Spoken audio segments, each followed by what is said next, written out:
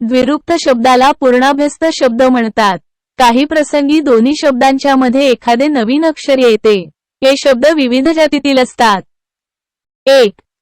नाम, घरघर, हळहळ, वटवट, कळकळ, मळमळ, बडबड, गुरगुर, कावकाव, चिवचिव, पैसाच पैसा, पाडेच पाडे, गावगाव, देशदेश, कवडी कवडी, पानपान, ओंजळ ओंजळ. 2. विशेषण, मऊमऊ, लाललाल, गारगार, उनऊन, गोडगोड, जडजड. 3. क्रियापद, लवलव, लखलख, खवख, मळमळ, चुकचुक, गुणगुण, खाऊन खाऊन. 4. अव्यय, तुरुतुरु, लुटुलुटू, खडखड, छनछन, तिळतिळ, भडभड, समोरासमोर, उगीचच्या उगीच, खालच्या खाली, पुढे पुढे, मधून मधून, कुठे कुठे, हळूहळू. 5.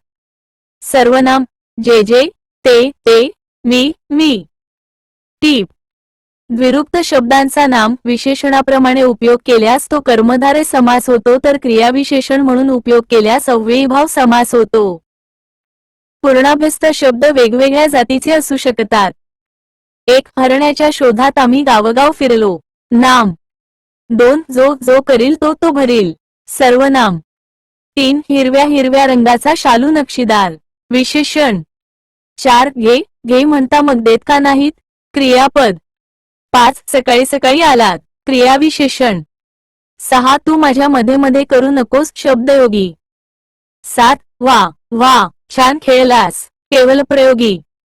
2. अंशतः वापरलेले. जेव्हा पूर्ण शब्द पुन्हा जशाच्या तसा न येता एखादे अक्षर बदलून येते. अर्थात बदलून आलेल्या शब्दाला वेगळा अर्थ नसतो, त्या जोडशब्दाला अंशाभ्यस्त शब्द म्हणतात. अंशाभ्यस्त शब्दातील शेवटी येणारा शब्द हा निरर्थक असून केवळ यमकासारखा वापर केलेला असतो. 1. नाम, अलमटलम, गडबड, लगबग, तडफड, शेजारी पाजारी, दुसफूस, खाणाखुणा, चुळबुळ, लिंबूटिंबू, जाळपोळ, पडझड, झाडझूड, झाडबीड, दगडबिगड, किडूकमिडूक, घरबीर, सोयराधायरा, भिकारी टाकारी, लाडीगोडी, अगत स्वागत. 2. विशेषण. लेचापेचा, सटरफटर, उष्टीमाष्टी, अर्धमूर्ध, बारीक असारीक, उरलासुरला, आडवा तिडवा, गोडधो. 318.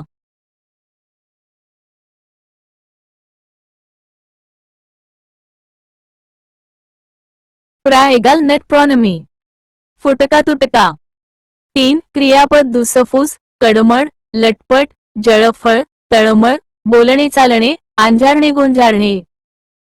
4. ती. अव्यय, आरपार, लगबग, वेडेवाकडे, इकडे तिकडे, जेव्हा तेव्हा, सदा सर्वदा. काही प्रसंगी पहिल्या शब्दाच्याच अर्थाचा दुसरा शब्द जोडून पुनरावृत्ती केली जाते. असे शब्द शक्यतो समाहार द्वंद्व समासाची उदाहरणे असतात. कागदपत्र, बाजारहाट, साजशृंगार, कपडालत्ता. काही अंशाभ्यस्त शब्द दोन भाषांपासून तयार झाले आहेत. 1. मराठी फारशी दंगामस्ती, थट्टामस्करी, धनदौलत, रीतिरिवाज, मानमराव. 2. फारशी फारशी अक्कलहुशारी, डावपेच, जुलूमजबरी. 3. फारशी मराठी अंमलबजावणी, कागदपत्र, मेवा मिठाई, बाजारहाट, खबरबात, खर्चवेच. 4. संस्कृत मराठी नित्यनेहमी, बहुतफार. 3. अनुकरणवाचक.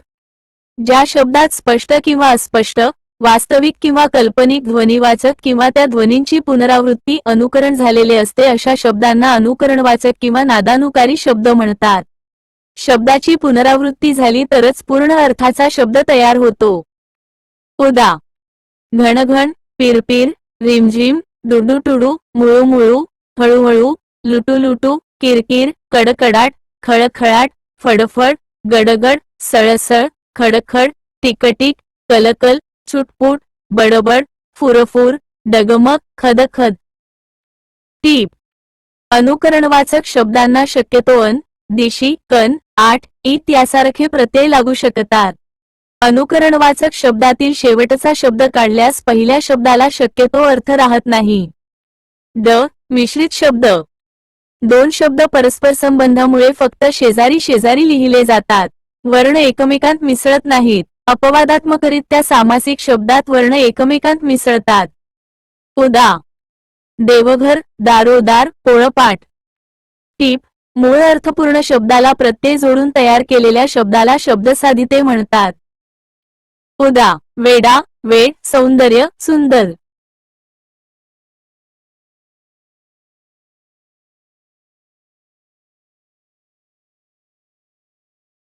12. शब्दांच्या शक्ती. शब्दांच्या अंगी वेगवेगळ्या अर्थछटा असणारे अर्थ व्यक्त करण्याची जी शक्ती असते तिला शब्दशक्ती असे म्हणतात. शब्दशक्तीचे प्रामुख्याने 3 प्रकार मानले जातात. 1. अभेदा. 2. सौम्योक्ती. 3. लक्षणे. 1. अभिया. व्याख्या. एखादा शब्द उच्चारल्यावर त्याचा जो रूढ व सरळ समाजमान्य एकच अर्थ निघतो, म्हणजे त्या घटकाशी निगडीत हा अर्थ व्यक्त करण्याच्या शब्दाच्या शक्तीस अभिधा असे म्हणतात. असा अर्थ विश्वकोशात शोधल्यास सापडतो.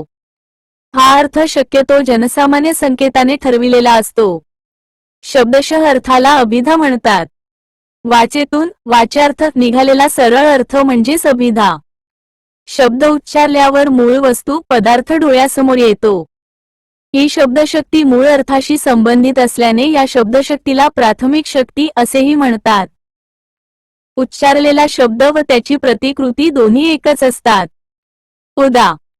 1. मी एक लांडगा पाहिला. 2. मी भगवद्गीता वाचली. 3. रस्त्याच्या बाजूला एक घर आहे. 4. रोज वडाखाली गोट्यांचा खेळ चालतो. टीप: लहान मुलांच्या कविता व उपदेशपर रचना यांच्यात शक्यतो अभिधा शब्दशक्ती असते. निळा आकाश, अंधुक प्रकाश, चमकणारा तारा, गार वारा, मी आलो नाही, जमिनीवर झोपू, आकाशात चांदण्या, किती सांग बघू.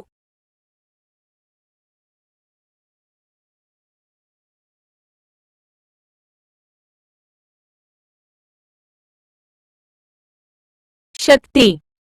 अभिधा शब्दशक्तीचे खालील 3 प्रकार पडतात. 1. रूढी. 2. योग. 3. योगरूढी. 1. रूढी. व्याख्या. शब्दाला रूढीने परंपरेने मिळालेला फक्त एकच अर्थ म्हणजे रूढ अभिधा होय. या शब्दाचे अवयव पडत नाहीत, तसेच व्युत्पत्तीही सांगता येत नाही. तसेच हे शब्द अभेद्य असतात, जसे डोंगर, शाळा, माती, फळा. उदा. 1. त्याने हत्ती पाहिला. 2. मी पाय धुतले. 3. बांगड्या सुंदर आहेत. 4. लग्नासाठी मंडप सजला. 5. आई चाकूने भाजी चिरते. 2. योग. ज्या शब्दाचा उगम व व्युत्पत्ती सांगता येते तसेच शब्दाला एकच मूळ अर्थ असतो त्याला योग असे म्हणतात. शक्यतो असे शब्द प्रत्ययसाधित प्रकारात असतात व त्यांचा मूळ शब्द व प्रत्यय असा विग्रह करता येतो. उदा. भारतीय, भारतात राहणारा नागरिक. अनुज, नंतर जन्मलेला लहान. अग्रज, आधी जन्मलेला मोठा. लेखक, लेखन करणारा. कुंभार, कुंभ करणारा. मार्गस्थ, मार्गावर असणारा प्रवासी. गंगे, गंगेपासून उत्पन्न झालेला भीष्म. वैनते, विनीतेचा पुत्र गरुड. अंजने, अंजनेचा पुत्र मारुती. वरील वाक्यात भारतीय शब्दाला भारतातील व्यक्ती, नागरिक असा स्वतःचा स्वतंत्र असा एकच अर्थ आहे, शिवाय भारत हा मूळ शब्द सुद्धा सांगता येतो. 3. योगरूढी. ज्या शब्दाची व्युत्पत्ती सांगता येते, या उत्पत्तीनुसार यात अनेक घटक मोडत असले तरी रूढीने मात्र त्यातील एकच विशिष्ट अर्थ घेतला जातो. जसे पंकज म्हणजे चिखलात जन्मणारे, असे अनेक घटक आहेत. बेडूक, पाणकणीस, पाणगवत, कमळ, परंतु रूढीने मात्र कमळ या एकाच घटकाला पंकज असे म्हटले आहे. याचे आणखी उदाहरण म्हणजे खग या प्रकारात आकाशात उडणारे. 329.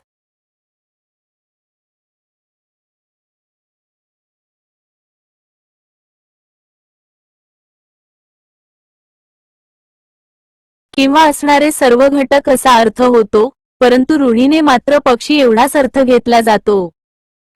उदा.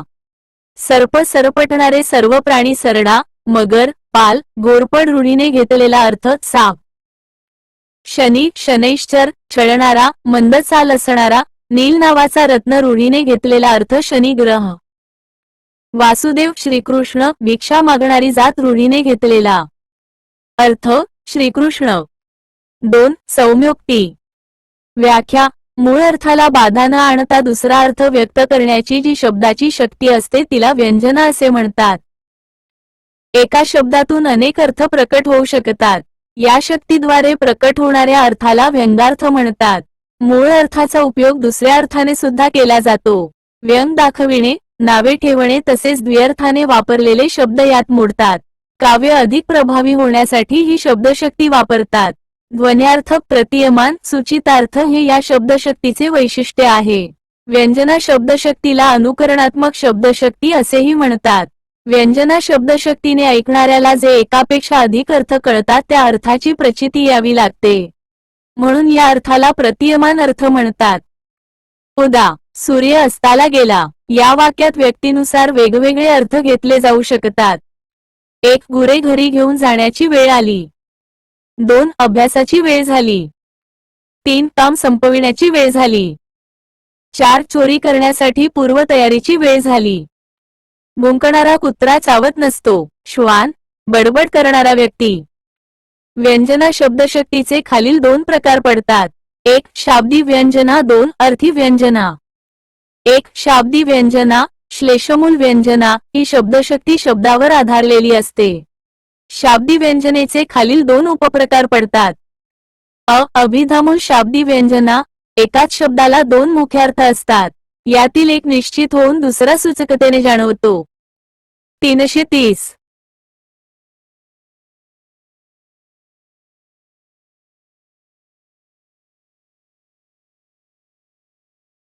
परिपूर्ण साकी व्याकनम्म. उदा. 1 श्रीकृष्ण नवरामी नवरी शिशुपाल नवरामी न वरी वधू लग्न न करणे. 2 शंकरास पूजिले सुमनाने, चांगल्या मनाने, फुलाने. 3 जोडा चांगला शोभतोय. नवरा, बायको, पादत्राणे. 4 आयुष्यात पहिल्यांदाच हार स्वीकारण्याची वेळ आली. फुलांची माळ, पराभव. 5 समाजातले असले साप वेळीच ठेचले पाहिजेत. सर्प, दुष्ट माणसे. 6 समाजातल्या अशा जळवा वेळीच नष्ट केल्या पाहिजेत. जळू, दुष्ट माणसे. वैशिष्ट्यपूर्ण शब्दप्रयोग मुख्य अर्थामध्ये अडथळा आणतात. लक्षार्थ व्यक्त होतो. लक्षणेचे प्रयोजन समजण्यासाठी शब्दातील अनेक अर्थ म्हणजेच व्यंजना शब्दशक्तीचा आधार घ्यावा लागतो. 1 मी के. अत्रे वाचले. याचा अर्थ कथा, कादंबऱ्या, नाटके, कविता असे अनेक घटक वाचले. यातून लक्षार्थ पुस्तके वाचली असा घ्यावा लागतो. 2 माझ्या दारावरून हत्ती गेला. यात दारासमोरून, रस्त्यावरून, अंगणातून असे अनेक अर्थ व्यक्त होतात. यातील लक्षार्थ दारासमोरून गेला असा घ्यावा लागतो. 3 गंगायाम घोष यातून गंगेचे सानिध्य, पवित्र वातावरण तसेच गंगेवरून वाहणारा पवित्र वारा असे अर्थ होत असले तरी लक्ष्यार्थ मात्र गंगातीरावरील वाडा असा अर्थ घेतला जातो. टीप. अशा प्रश्नाचे उत्तर देताना जर पर्यायात अभिधा, व्यंजना, लक्षणा अशा 3च शब्दशक्ती असतील तर उत्तर लक्षणा द्यावे, परंतु उपप्रकार विचारल्यास लक्षणामूलक शाब्दी व्यंजना उत्तर द्यावे.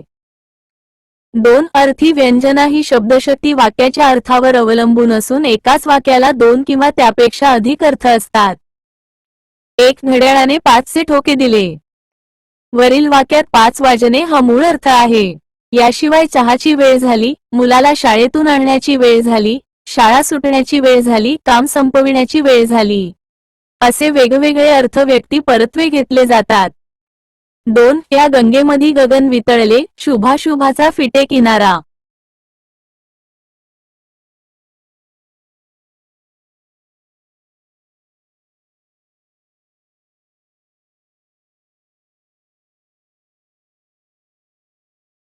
अर्ध्या हाकेवरी उतरला. बुद्धगयेचा पिवळा वारा. पिवळा वारा याचे अर्थ बुद्धांच्या वास्तव्याने पवित्र झालेली बुद्धगया, गंगेवरून वाहत येणाऱ्या वाऱ्याने पवित्र झालेले वातावरण. बुद्धांना ज्ञानप्राप्ती झाली त्या ठिकाणचे महात्म्य असे अनेक अर्थ असले तरी मुख्य लक्षार्थ बौद्ध भिक्षुकांनी परिधान केलेले पिवळे वस्त्र असा अर्थ घेतला जातो. 3 त्याने राम म्हटले. मृत्यू. 4 लाथ मारेल तिथे पाणी काढील. पराक्रम. 3 लक्षणा, ज्या शब्दशक्तीमध्ये शब्दांचा मूळ अर्थ लक्षात न घेता त्याच्याशी सुसंगत असा दुसराच अर्थ लक्षात घ्यावा लागतो ती शब्दशक्ती लक्षणा असते. उदा. आम्ही ज्वारी खातो, याचा अर्थ आम्ही ज्वारीपासून केलेले पदार्थ खातो. शब्दाचा मूळ अर्थ न घेता त्याला साजेसा जो दुसरा अर्थ घेतला जातो त्याला लक्ष्यार्थ म्हणतात. लक्षणा शब्दशक्तीचे खालील मुख्य 2 प्रकार पडतात. 1. निरोध लक्षण. 2. प्रयोजनवती लक्षणा. 1. निरूढा लक्षणा. या प्रकारात मूळ अर्थ न घेता वेगळा परंतु रूढीने प्राप्त झालेला अर्थ घेतला जातो. 1. कोल्हापूर शूर आहे. या वाक्यात शहर शूर नसून तेथील माणसे शूर आहेत हा अर्थ रूढीनुसार घेतला जातो. 2. ओखळ पांढरे होणे. याचा अर्थ द्रव्य प्राप्त होणे असा होतो. 3. इंगा दाखविणे. याचा अर्थ सामर्थ्य दाखविणे असा होतो. 2. प्रयोजनवती लक्षणा.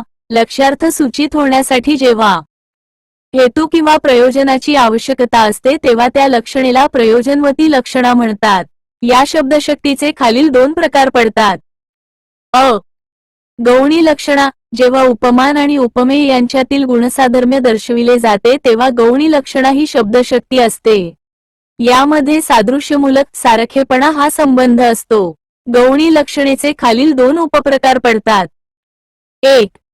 1. सरोपा दुय्यम लक्षण. 2. साध्यवासन हे दुय्यम वैशिष्ट्य आहे. सारोपा गौणी लक्षणा. सारोपा याचा अर्थ दुसऱ्यावर आरोप करणे असा होतो. समान गुणधर्म असल्याने लक्षार्थाचा आरोप मुख्यार्थावर केला जातो. 1. तिचे मुख म्हणजे चंद्रबिंबच होय. मुखावर चंद्रबिंब असल्याचा आरोप.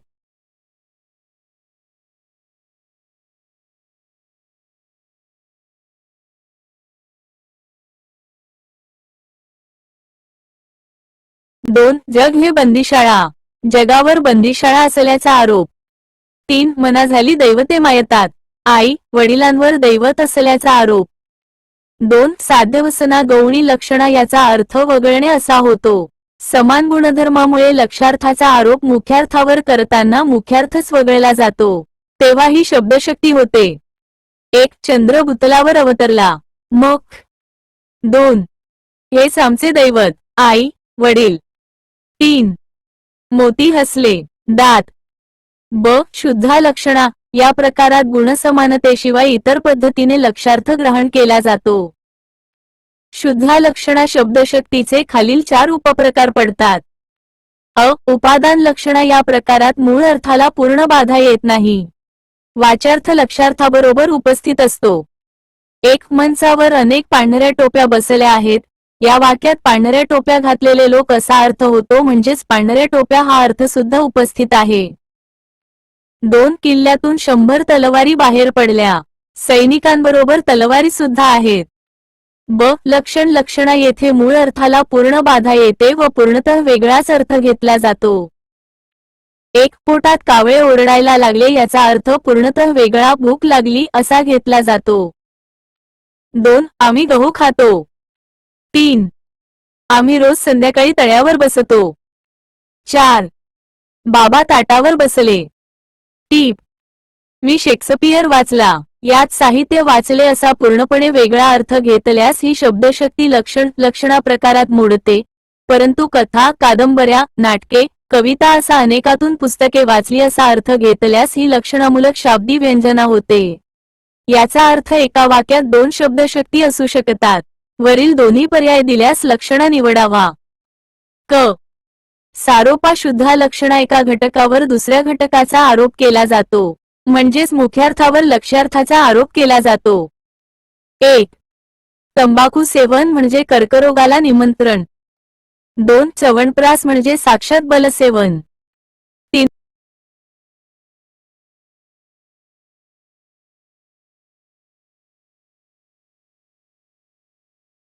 ड. साध्यवसाना लक्षणा. लक्षार्थाचा मुख्यार्थावर आरोप करताना मुख्यार्थच काढून टाकणे. 1. तो बलसेवन करत आहे. दूध.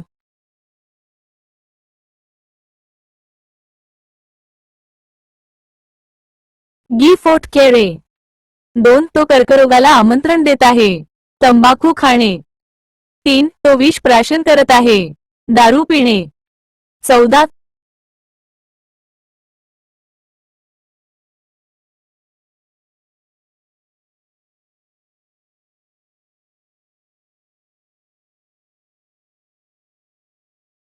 13 विरामचिन्हे मराठीत वापरात असलेली विरामचिन्हे ही इंग्रजी भाषेतून आलेली असून संस्कृतमध्ये विरामचिन्हे नाहीत. संस्कृतमध्ये वाक्य संपल्यावर उभा दंड 1 दिला जातो.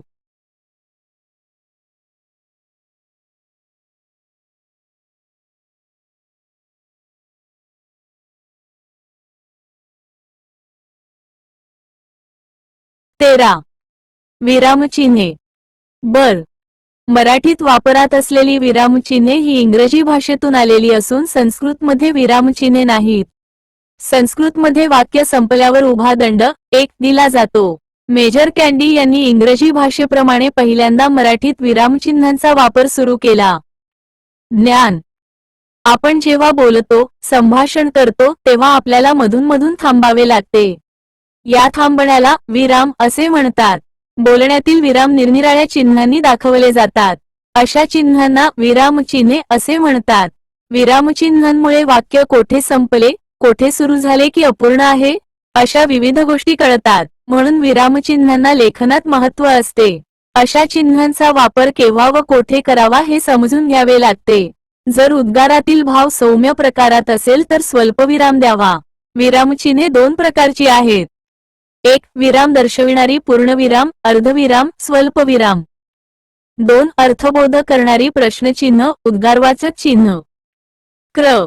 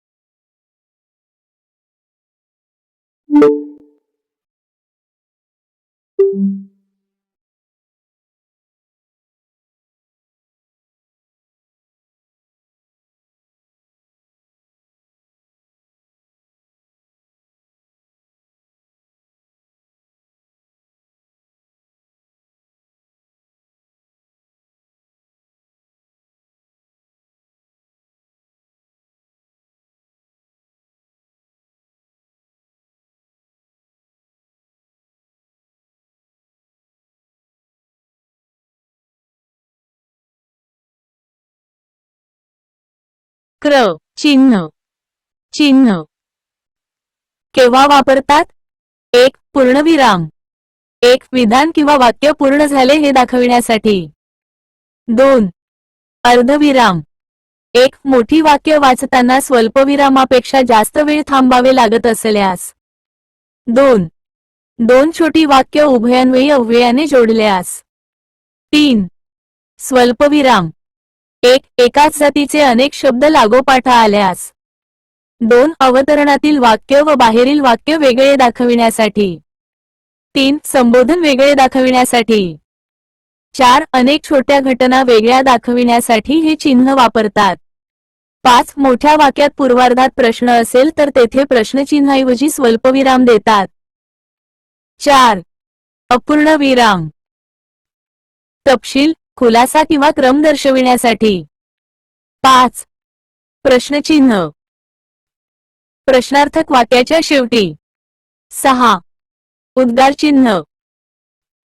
उत्कट भावना व्यक्त करताना ती दाखविणाऱ्या शब्दाच्या वाक्याच्या शेवटी.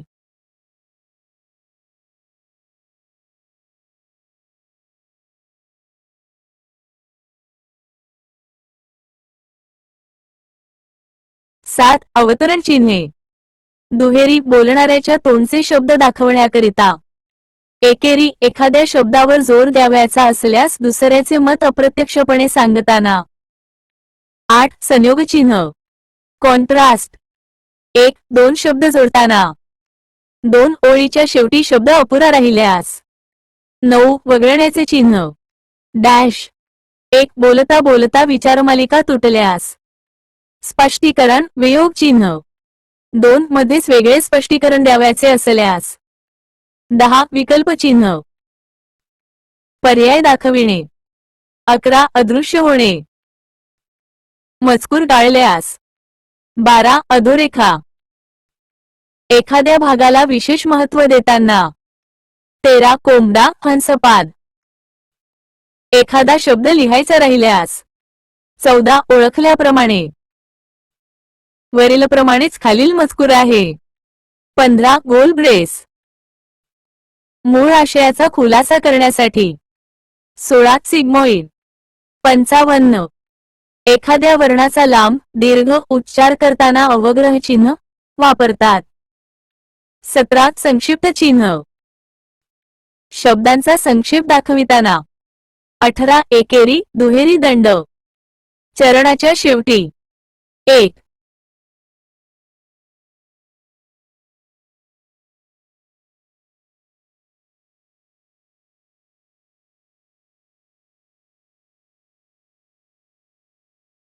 14 शुद्धलेखन मराठी शुद्धलेखनाचे काही नियम 1 अनुस्वार नियम स्पष्टोच्चारित अनुनासिकाबद्दल शीर्षबिंदू द्यावा उदा गुलकंद तंटा निबंध 14 शुद्धलेखन मराठी शुद्धलेखनाचे काही नियम 1 अनुस्वार नियम स्पष्टोच्चारित अनुनासिकाबद्दल शीर्षबिंदू द्यावा उदा गुलकंद तंटा निबंध ही तत्सम शब्द संस्कृतमधून मराठीत जसेच्या तसे आलेले संस्कृतमधून मराठीत आलेल्या तत्सम शब्दांतील अनुस्वाराबद्दल विकल्पाने परत सवर्ण लिहिण्यास हरकत नाही उदा विसर्ग अंतर्गत अंतर्गत पंडित पंडित अंत अंत चंपक चंपक विलंब विलंब अर्थभेद स्पष्ट करण्यासाठी परत सवर्णच लिहावेत उदा वेदांत वेदांत देहांत देहांत शालात शालांत नियम 2 यु र लु वश स ह यांच्या पूर्वी येणाऱ्या अनुस्वारांबद्दल केवळ शीर्षबिंदू द्यावा उदा सिंह संयम मांस संवाद संशय संसार नियम 3 नामांच्या व सर्वनामांच्या अनेकवचनी सामान्य रूपांवर विभक्ती प्रत्यय व शब्दयोगी अव्यय लावताना अनुस्वार द्यावा उदा विसर्ग लोकांना तुम्हास घरांपुढे लोकांसमोर आदरार्थी बहुवचनाच्या वेळीही असा अनुस्वार दिला पाहिजे उदा मुख्यमंत्र्यांचा दौरा तुम्हाला आपणांस नियम 4 वरील नियमांव्यतिरिक्त कोणत्याही कारणासाठी व्युत्पत्ती सिद्ध होणारे वा न होणारे अनुस्वार देऊ नयेत उदा 5 नानू तेंडवा घरेय करणेय बोलणे यांसारख्या 2 हसू दीर्घ शब्दांत अनुस्वार देण्याची आता गरज नाही नियम 1 मराठीत सर्व एकाक्षरी ई कारांत व उ कारांत शब्द उच्चारानुसार दीर्घ लिहावेत उदा मी ही जी पी तू श्री उ ही नि आणि उभयान्वयी अव्यये अपवाद नियम 2 मराठीत तत्सम इकारांत व उकारांत शब्द दीर्घांत लिहावेत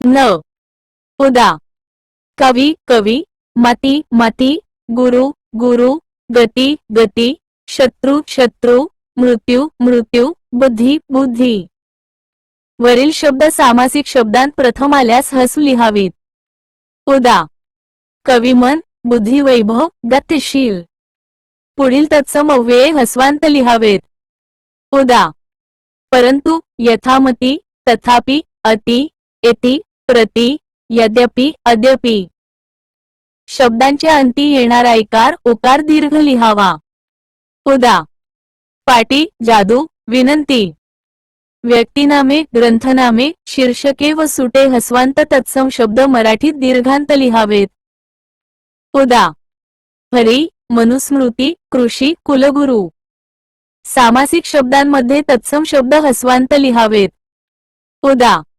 अणुशक्ती, विधिनिषेध, कृती समिती. साधित शब्दांतही हाच नियम लावावा. उदा. गतिमान, मृदुतर, शक्तिमान. गुणी, विद्यार्थी, स्वामी यांसारखे शब्द समासात पूर्वपदी आले असता ते हस्वांतच लिहावेत. उदा. विसर्ग. गुणीजन, विद्यार्थी मंडळ, स्वामीनिष्ठा. नियम 2. ई कारांत व ओ कारांत शब्दांतील उपांत्य एकार व उकार हस्व लिहावेत. उदा. विसर्ग. गरिबी, माहिती, हुतुतू, सुरू. अपवाद. नीती, रीती, कीर्ती, प्रीती, दीप्ती, परीक्षा, पूजा, ऊर्जा या तत्सम शब्दांना हा नियम लागू नाही. हा नियम एकारांत, ओकारांत, आकारांत शब्दांनाही लागू आहे. उदा. खेळा, सुळा, पाहिले, मिळवितो. नियम 3. अकारांत शब्दांचे उपांत्य एकार, उकार दीर्घ लिहावेत. उदा. गरीब, वकील, सून, वसूल, फूल, हरीव, फकीर, पूर. अपवाद. हस्वोपांत्य अकारांत तत्सम शब्द. उदा. गुण, विष, मधुर, प्रचुर. 341.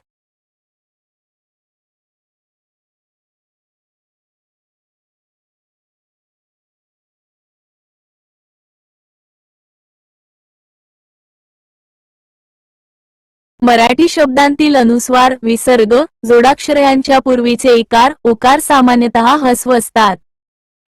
उदा. भिंग, सुंठ, खुंटी, विस्तव, निःपक्षपाती. नियम 4. उपांत्य दीर्घ ई, उ असलेल्या शब्दांचा उपांत्य इकार, उकार उभयवचनी सामान्य रूपाच्या वेळी हस्व लिहावा. उदा. गरीबास, वकिलांना, सुनेला, नागपुरास. अपवाद. दीर्घोपांत्य तत्सम शब्द. उदा. शरीरास, जीवास, गीतेत. नियम 5. मराठी शब्दाच्या शेवटी येणारा ई, उ कार उच्चारानुसार दीर्घ लिहावा. उदा. वाटी, बाई, वही, चुलती. इतर काही विशेष शब्दांचे उपांत्य अक्षर ई किंवा उ असेल तर सामान्य रूपात ई च्या जागी य व उ च्या जागी व येतो. उदा. देऊळ, देवळात, पाऊस, पावसात, फाईल, फायलीत. पुल्लिंगी शब्दाच्या शेवटी सा असल्यास सामान्य रूपाच्या वेळी शा होतो. उदा. पैसा, पैशाचा, ससा, सशाचा, घसा, घशाचा. पुल्लिंगी शब्दाच्या शेवटी असलेला जा सामान्य रूपात तसाच राहतो. उदा. मांजा, मांजाने, सांजा, सांजाची. मधल्या अक्षरातील क किंवा प चे द्वित्व सामान्य रूपाच्या वेळी निघून जाते. उदा. रक्कम, रक्कमेचा, तिप्पट, तिपटीने. उकारांत विशेषनामाचे सामान्य रूप होत नाही. उदा. गणू, गणूस, शकू, शकूस. धातूला ओ किंवा ऊन प्रत्यय लावताना धातूच्या शेवटी व असेल तरच वो किंवा ऊन येईल. उदा. गा, गाऊन, जेव, जेवून, चाव, चावून. 3. किरकोळ. नियम 1. पूर हा ग्रामवाचक शब्द कोणत्याही ग्रामनामास लावताना दीर्घोपांत्य लिहावा. उदा. नागपूर, सोलापूर, तारापूर, तुळजापूर. नियम 2. कोणता एखादा ही रूपे लिहावीत. 342. 2.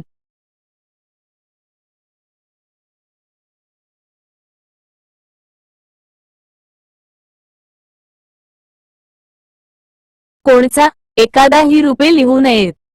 नियम 3. हळूहळू, मुळूमुळू या शब्दांतील दुसरा व चौथा स्वर दीर्घ लिहावा. पुनरुक्त शब्द नादानुकारी असतील तर ते उच्चाराप्रमाणे हस्व लिहावेत. उदा. लुटुलुटू, दुडुदुम. नियम 4. एकारांत शब्दांचे सामान्य रूप याकारांत करावे. उदा. फडके, फडक्यांना, करणे, करण्यासाठी, पाहणे, पाहण्याला. नियम 5. तत्सम ऋण व्यंजनांत शब्द स्वरांत लिहावेत. उदा. विद्वान, क्वचित, अकस्मात, विद्युत, परिषद. नियम 6. इंग्रजी व्यंजनांत शब्दही स्वरांत लिहावेत. उदा. बायन, कीच, MLC, PhD. नियम 7. राहणे, पाहणे अशीच रूपे वापरावीत. नियम 8. इत्यादी व ही अव्यये हे शब्द दीर्घ लिहावेत. अन्न, हा शब्द व्यंजनांत लिहावा. टीप: टेबल, खुर्ची, सोने चांदी यासारखे दोन स्वतंत्र अर्थ असणारे शब्द एकत्र लिहिल्यास त्यांना जोडशब्द म्हणतात. 1.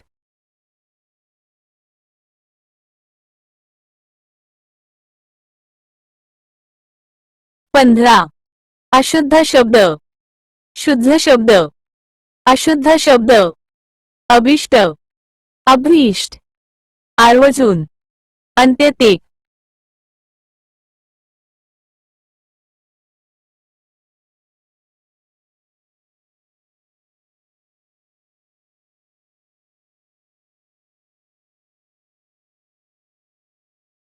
15.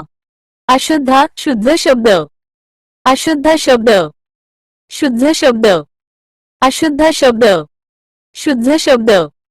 अभिष्ट, अभीष्ट, आवर्जून, आवर्जून, अंत्यतिक, आत्यंतिक, आमतसात, आत्मसात, अभिमान, अभिमान, अपूर्व, अपूर्व, अधान, अंधार, अहिराणी, अहिराणी, अधीन, अधीन, अधीर, अधीर, अंतरिक्ष, अंतरिक्ष, अभ्युदय, अभ्युदय, अधपतन, अधपतन, अशुद्ध, अशुद्ध, अंकुश, अंकुश, अकृत, अकृत, अखंडित, अखंडित, आगत्य, अगत्य, अग्रिम, अग्रिम, अजित, अजित, अत्युच्च, अत्युच्च, अधिदैवत, अधिदैवत,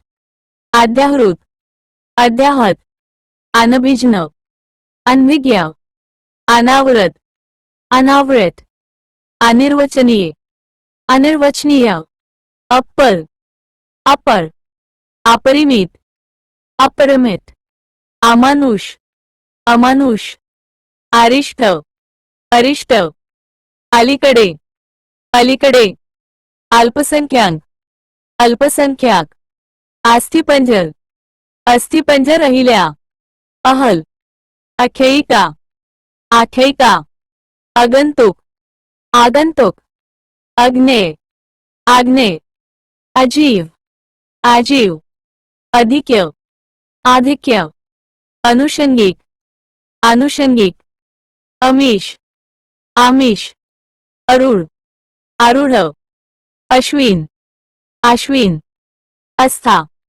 आस्था, अतुर, आतुर, ओढणी, ओढणी, इत्थंभूत, इत्थंभूत, ईश्वर, ईश्वर, उदरी, उदरी, उबरंटा, उंबरठा, उत्सुक, उत्सुक, उत्सव, उत्सव, उद्ध्वस्त, उद्ध्वस्त, उच्छृंखल, उच्छृंखल, उत्कृष्ट, उत्स्फूर्त, उत्कृष्ट, उत्स्फूर्त, उपजीविका, उपजीविका, उपहार, उपहार, उष्ण, उष्ण, ऊर्ध्व, ऊर्ध्व, ऋजू, ऋजू, 71, 71, क्वचित, क्वचित, कुटुंबनियोजन, कुटुंबनियोजन.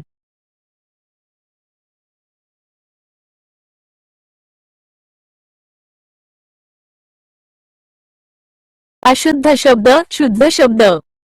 आदिवासी, आदिवासी, आशीर्वाद, आशीर्वाद, अखंड, अखंड, अतिथी, अतिथी, अनिल, अनिल, औपचारिक, औपचारिक, आयुष्य, आयुष्य, अक्षता, अक्षता, अंगुष्ट, अंगुष्ठ, अतीत, अतीत, अधीक्षक, अधीक्षक, अनुसया, अनसूया, अनिष्ठ, अनिष्ट, अपुवी, अपूर्वाई, आकृते, आकृती, आसुर, असुर, आकस्मिक, आकस्मिक, अगाऊ, अगाऊ, अद्याक्षर, अद्याक्षर, अबालवृद्ध, अबालवृद्ध, आविष्कार, आविष्कार, औदासिन्य, औदासिन्य, आक्षण, आकर्षण, इतिहास इतिहास, उत्पात उत्पात, उज्ज्वल उज्ज्वल, उहापोह उहापोह, उद्दीपन उद्दीपन, उर्वरित उर्वरित, उर्मी उर्मी, ऐश्वर्य ऐश्वर्य, कोलारू कौलारू,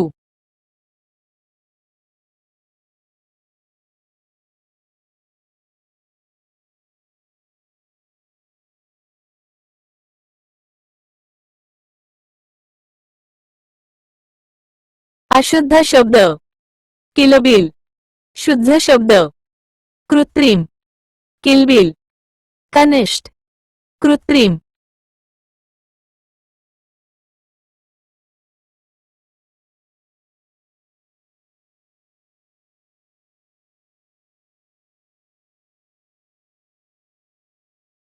अशुद्ध शब्द, शुद्ध शब्द, किलबिल, किलबिल, कृत्रिम, कृत्रिम, कनिष्ठ, कनिष्ठ, कुसुम, कुसुम, कल्पना, कल्पना, कर्कश, कर्कश, कुर्मासन, कुर्मासन, कीटक, कीटक, कुपमंडूक, कुपमंडूक, कोजागिरी, कोजागरी, क्लेश, क्लेश, गुलाम, गुलाम, ग्रहपाठ, गरीबी, गृहपाठ, गीता, गीता, गरीबी, गुपचुप, गुपचूप, घोंगडी, चिंच, घोंगडी, चित्त, चिंच, जिज्ञासू, चित्त, ज्योतिषी, ज्योतिषी,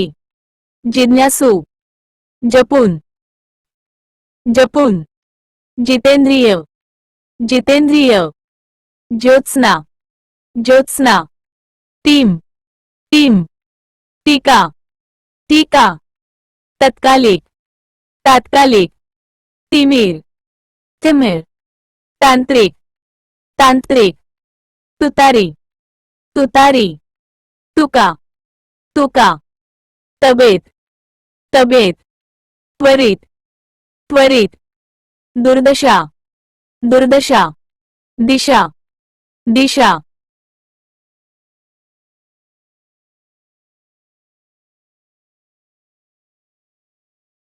अशुद्ध शब्द, कुकर्म, शुद्ध शब्द, कुकर्म, कृष्णकारस्थान, कृष्णकारस्थान, कवडी चुंबक, कवडी चुंबक, कोट्याधीश, कोट्याधीश, किंतु, किंतु, कर्तृत्व, कर्तृत्व, किडूकमिडूक, किडूकमिडूक, कुतूहल, कुतूहल, कूर्म, कूर्म, क्रांतिकारक, क्रांतिकारक, खीण, खीण, गुरुजी, गुरुजी, गाणी, गाणी, गिरिजा, गिरिजा, गुंजारव, गुंजारव, ग्रहित, गृहीत, घनश्याम घनश्याम, चिरंजीव चिरंजीव, चातुर्वर्ण्य, चातुर्वर्ण्य, जीवन, जीवन, जम जन्म,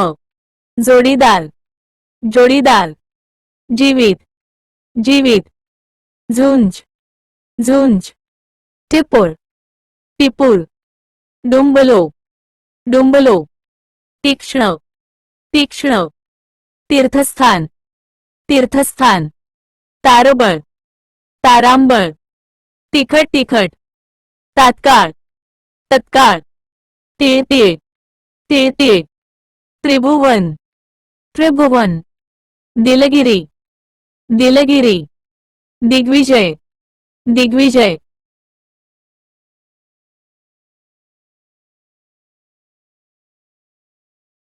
अशुद्ध शब्द, काळीज, शुद्ध शब्द, कृतज्ञता, काळीज,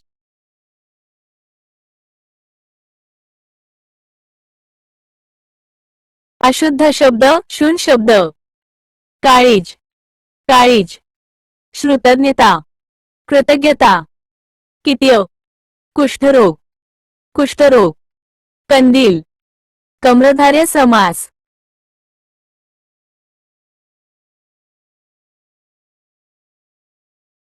अशुद्ध शब्द. शुद्ध शब्द. काळीज. काळीज. कृतज्ञता. कृतज्ञता. कीर्ती. कीर्ती. कुष्ठरोग. कुष्ठरोग. कंदील. कम्रधार्य समास. कंदील.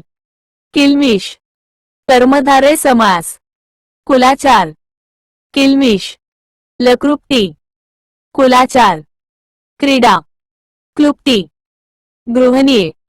क्रीडा. गुण. ग्रहणीय. गृहस्थ. गुण. गिरीश. गृहस्थ. गुढीपाडवा. गिरीश. गौरीनंदन. गुढीपाडवा. चमत्कार. चमत्कार. गौरीनंदन. चांदणे. चांदणे. छळवणूक. छळवणूक. जजर. जर्जा. जुळून. जुळून.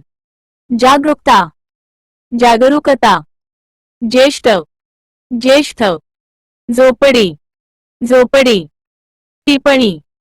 टिप्पणी. औद्योगिकरण. उद्योगीकरण. तान्हुल्या. तान्हुल्या. तुरुंग. तुरुंग. तारुण्य. तारुण्य. तीर्थस्वरूप. तीर्थस्वरूप. तपश्चर्या. तपश्चर्या. त्र्यंबक. त्र्यंबक. थालीपीठ. थालीपीठ. दीपक. दीपक. दुःख. दुःख. 345.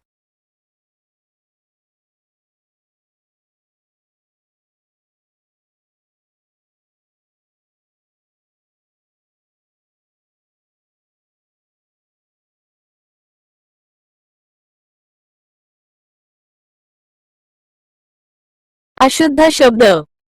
शुद्ध शब्द. अशुद्ध शब्द. शुद्ध शब्द. दिवा. दिवा. दिक्पाल. दिक्पाल. दूतनिवास. दूतनिवास. देहातून. देहातून. दत्तात्रय. दत्तात्रेय. द्वीपकल्प. द्वीपकल्प. दीक्षा. दीक्षा. दीपावली. दीपावली. दृढाचार्य. दुवाचार्य. दुरावस्था. दुरवस्था. दुष्कृत्य. दुष्कृत्य. दूतवास. दूतावास. दृढमूल. दृढमूल. दृष्टिकोन. दृष्टिकोन. दृष्टिगोचर. दृष्टिगोचर. दैदीप्यमान. दैदीप्यमान. द्रविडी. द्राविडी. द्वंद्व समास. द्वंद्व समास. धीरोदत्त. धीरोदात्त. धूमकेतू. धूमकेतू. ध्रुव. ध्रुव. ध्वनिफीत. ध्वनिफीत. नियुक्त. नियुक्त. नीलिमा. नीलिमा. निझर. निर्झर. निर्भर. निर्भर. निर्भय. निर्भय. नीती. नीती. निर्मल. निर्मल. निर्मिती. निर्मिती. नकुल. नकुल. नदीतीर. नदीतीर. नाविन्य. नाविन्य. निसंग. निसंग. नियमित. नियमित. निरीक्षण. निरीक्षण. निर्भत्सना. निर्भर्त्सना. निर्भीड. निर्भीड. निष्कलंक. निष्कलंक. निष्कांचन. निष्कांचन. नीरद. नीरद. नूतनीकरण. नूतनीकरण. प्रतीक्षा. प्रतीक्षा. प्रस्तावना. प्रस्तावना. प्रार्थना. प्रार्थना. पत्नी. पत्नी. प्रीती. प्रीती. प्रतिष्या. प्रतीक्षा. प्रतिष्ठा. प्रतिष्ठा. परंतु. परंतु. पाऊलखुणा. पाऊलखुणा. प्रतिकूल. प्रतिकूल. पंचांगती. पंचारती. परिच्छेद. परिच्छेद. प्रकृती. प्रकृती.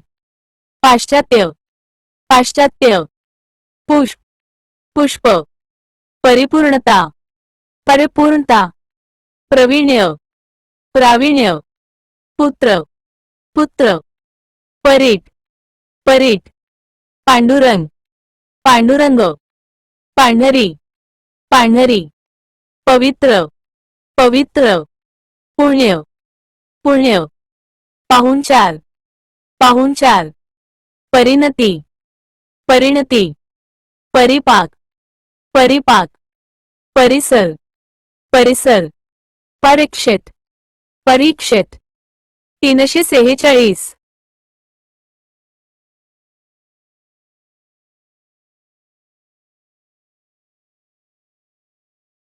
अशुद्ध दुर्मिळ दुर्मिळ दुरीत दुरीत दशेंद्रिये दशेंद्रिये दीर्घ दीर्घ दुश्चिन्ह दुश्चिन्ह दूषणीये दूषणीये दृष्टिक्षेप दृष्टिक्षेप द्रविड द्रविड द्वितीया द्वितीया धूमधडाका धूमधडाका धर्म धर्म निष्कारण निष्कारण निर्जन निर्जन निर्मळ निर्मळ नेतृत्वगुण नेतृत्वगुण नागरिक नागरिक निगडित निगडित निरूपण निरूपण निषेधार्ह निषेधार्ह नीतिवंत नीतिवंत नूपुर नूपुर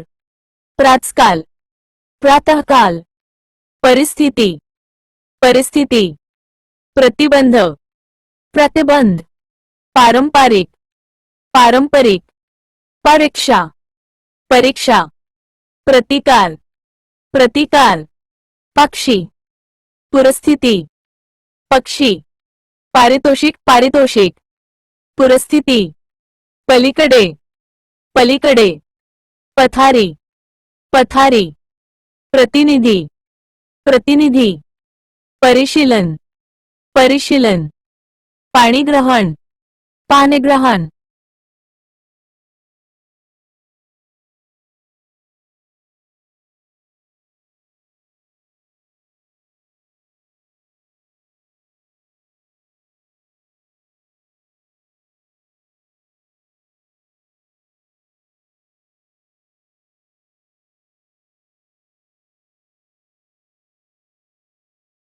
अशुद्ध शब्द पापभीरू शुद्ध शब्द पापभीरू पाश्चिमात्य पाश्चिमात्य पीतांबर पीतांबर पुनर्वलोकन पुनरावलोकन पूजनीय पूजनीय पूर्वपीठिका पूर्वपीठिका प्रगतिशील प्रगतिशील प्रदक्षिणा प्रदक्षिणा प्रावीण्य प्रावीण्य प्राप्तिकर प्राप्तिकर फुले फुले बलिष्ठ बलिष्ठ बहिर्मुख बहिर्मुख बधिर बधिर बुद्धिमांद्य बुद्धिमांद्य भूपेंद्र भूपेंद्र भ्रष्टाचार भ्रष्टाचार भाऊ भाऊ भानुदय भानुदय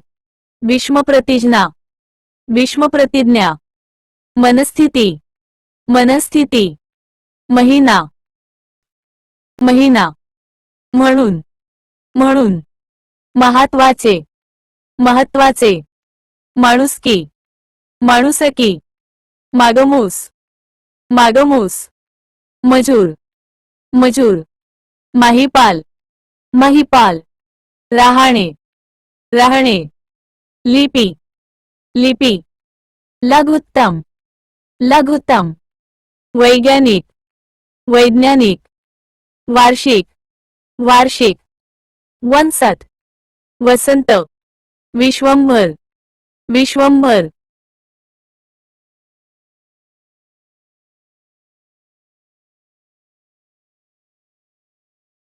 अशुद्ध शब्द शुद्ध शब्द पुनर्वसन पुनर्वसन पीछेहाट पीछेहाट पीयूष पीयूष, पुनर्जन्म पुनर्जन्म, पूर्वग्रह दूषित,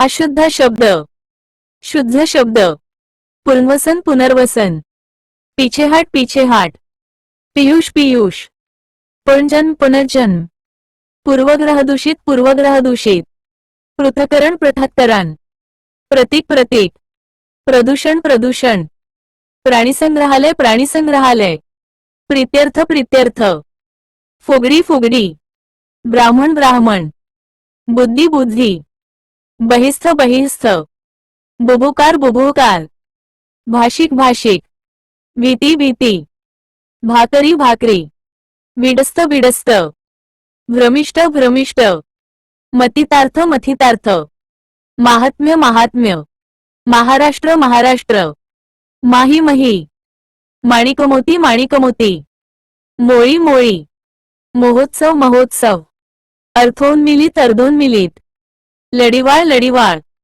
लक्ष्मीपुत्र लक्ष्म्यपुत्र, विक्षिप्त विक्षिप्त, वैशिष्ट्य वैशिष्ट्य, वाङ्मय वाङ्मय, वैमानिक वैमानिक, विद्वान विद्वान,